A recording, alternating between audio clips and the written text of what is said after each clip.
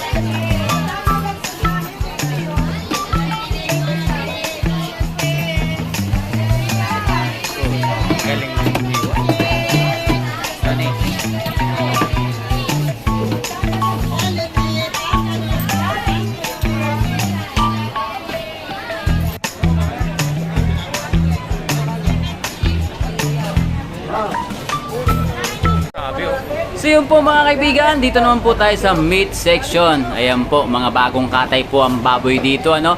Flex ko lang po, ito po ay mini tour dito po sa Pasig Palengke. Ayan, napakagaling magtadtad ng baboy dito. Ang galing ng mga matador dito sa Pasig Palengke. Ayan po, tadag. So yun, bili tayo ng longganisa dito sa Pampangas Best. Ayan, napakarami, kompleto rin dito. May hotdog at iba pa. Yan, bili rin tayo ng daon ng sibuyas, ano? Napakasipag nito ni Manong. Kahit umuulan, tuloy-tuloy lang sa pagtitinda, oh. Dito naman tayo sa bilihan ng mga ricado, kamatis, bawang, sibuyas. Ayan po, namimili na ang aking butihing may bahay, ang aking beautiful wife. Ayan po, kamatis muna inuna niya, no?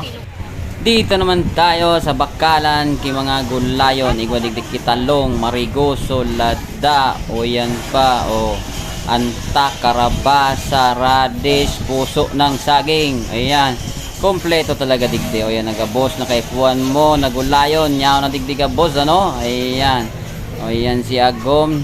Sus, grabe, swerte yun talaga sa Agom ko na ano yan. Matibayin mo malingki, grabe, love you, ano eh.